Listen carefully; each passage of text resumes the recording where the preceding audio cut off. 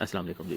आज की वीडियो में कल की मूवमेंट को देखेंगे तमाम पेयर्स पे और प्रीमियम टाइम में प्रीमियम इंडिकेटर्स के साथ जो है ना एनालिसिस करना भी मैं आपको ना गाइड करूंगा, क्योंकि मुझे काफ़ी फिर आ रही थी कि आप इस पर मज़ीद वीडियो बनाए वर्जन 4 पे जिनको ऑलरेडी मिल गया कि मज़ीद चीज़ें क्लियर हो जाए। सो अभी आपके सामने गोल्ड की क्लासिक टेम्पलेट्स ओपन है, ठीक है, जिसमें हम प्रॉपर 1 2 3 के साथ जब भी मार्केट जोन्स में आती है तो वहाँ से जब ब्रेकआउट होती है तो वहाँ से ट्रेड लेते हैं। लेकिन यह है कि जिनको समझ नहीं आ रही कि आपने क्लासिक के साथ किस तरह अप्रोच करनी है, तो सबसे इजी मेथड है कि आप इंट्राडे टेम्पलेट उसके ऊपर अप्लाई करें।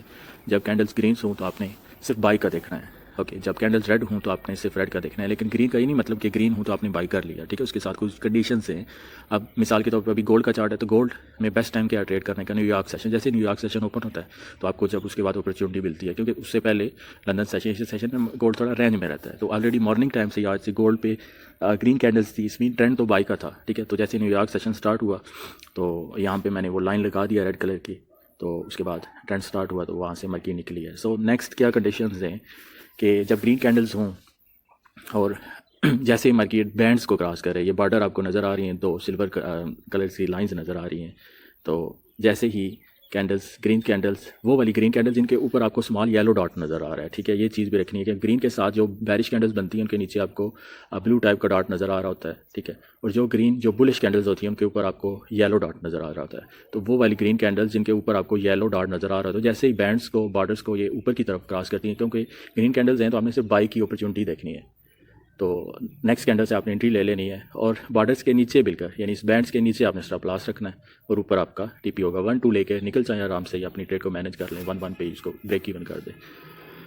अच्छा, मज़ीद कन्फर्मेशन के लिए इसमें यह है कि आप सिग्नल से जैसे आपको अपॉर्चुनिटी मिलती है, थोड़ी लेट हो जाती है, तो वहाँ से जब अपॉर्चुनिटी मिलती है वो लाइन ग्रीन होती है, क्रॉस ओवर होता है, तो वहाँ आप ट्रेड को एग्जीक्यूट कर सकते हैं।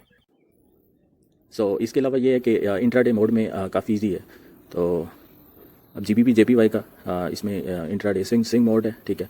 तो आप देख लें कि रेड कैंडल्स हैं तो हमने सिर्फ सेल की अपॉर्चुनिटी को ही देखना होता है, बिल्कुल इजी काम है। आप सेटिंग के अंदर रह के एक नॉर्मल ट्रेडर्स, एक नया ट्रेडर्स इवन ट्रेड कर सकता है, जिसको क्लासिक मोड में डिफिकल्टी होती है कि आपको प्रॉपर टॉप डाउन अप्रोच करनी पड़ती है। तो जीबीपी जेपीवाई का देखें, कल वो मॉर्निंग टाइम गिरा था, उसके बाद नीचे से आपको ट्रेड्स तो मिली हैं।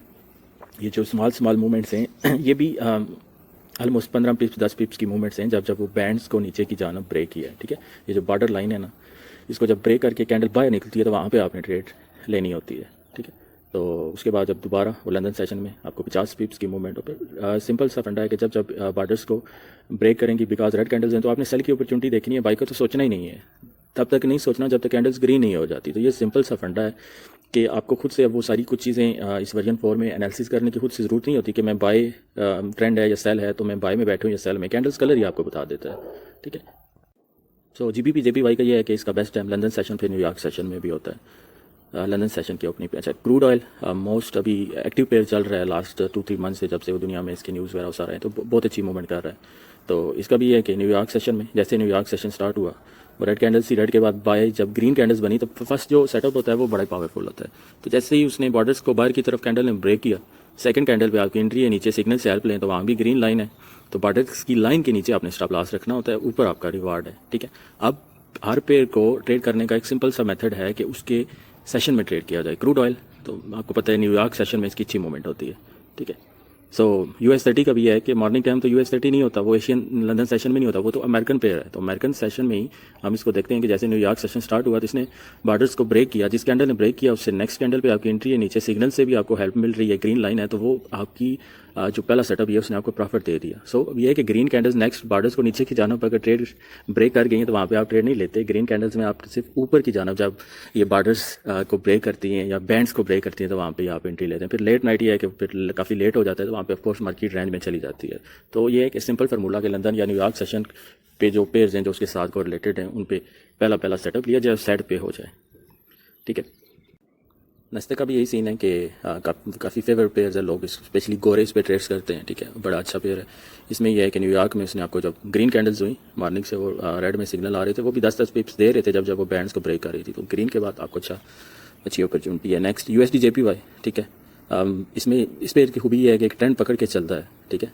एक ट्रेंड जो पकड़ता है फिर उसको फॉलो करता है, तो हमारे सिस्टम में तो ईजी है कि हम इसमें इंट्राडे आप अच्छी अपॉर्चुनिटी मिल सकती है। यानी रेड कैंडल्स हैं तो जैसे ही बैंड्स को मार्केट ब्रेक करती है तो आपको 10-20-40 पिप आराम से दे जाता है। आप अपनी ट्रेड को वो फिर आपने मैनेज करना होता है कि आप ब्रेक इवन करते हैं 50% पार्शली तौर पे ट्रेड को क्लोज करते हैं, 50% होल्डिंग रखते हैं, स्टॉप लॉस को उठा के ब्रेक इवन कर देते हैं, वो आपने मैनेज करना होता है। ठीक है, सो मेन ये है कि आपने ट्रेंड के साथ चलना है। और ट्रेंड के साथ वर्जन 4 में इजी हो गया है कि ग्रीन कैंडल्स हैं, अच्छा उन्होंने बैंड्स को ब्रेक किया लेकिन नीचे सिग्नल में रेड लाइन आ रही है तो आप वहाँ पे नहीं ले सकते थे, ट्रेड नहीं ले सकते थे सिग्नल। अब जब ग्रीन लाइन आई तो वो आपको मार्केट दे गई है, 18-20 पिप वो गई है, आपको दिए हैं उसने।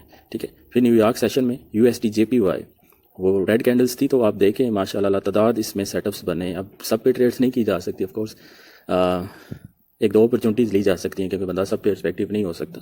तो जैसे जैसे रेड कैंडल्स बनी है उसने बॉर्डर्स को ब्रेक किया है नीचे की जानब, तो सेकंड कैंडल पे आपकी एंट्री है तो मार्केट आपने वो 20-20 40-40 पिप दे के गई है। ठीक है, तो वेरिएंट 4 में जो सबसे अच्छी चीज़ ये है कि ट्रेंड को कैच करना उस बंदे के लिए जिसको वो टॉप डाउन अप्रोच करके या प्रॉपर नहीं कर सकता एनालिसिस, तो ये है कि वो कैंडल्स ही सब कुछ बता देती हैं कि आपने बाय में देखना है या सेल में देखना है। ठीक है, तो आपने बस कैंडल्स को देखिए, फिर नीचे स्मॉल डॉटेड लाइन और ट्रेंड जो मतलब चल रहा है वो आपको एक नज़र में पता चल जाता है, उसको फॉलो करना है जब जब आपको सिग्नल मिलता है। इवन गोल्ड भी देख लें, मॉर्निंग टाइम अभी जैसे ही मार्केट ओपन हुई तो वो 40 से 50 तक गया है, तो अच्छा गया है। तो ये वर्जन 4 ने भी क्या बाय में सेटअप दिया। ठीक है, उसने भी मतलब देख लें कि जब वो बाय में 2 सेटअप्स बने और दोनों में अच्छा गया है। अब कैंडल्स जब बॉर्डर्स को नीचे की जाने ब्रेक करती हैं, ग्रीन है तो आप सेल नहीं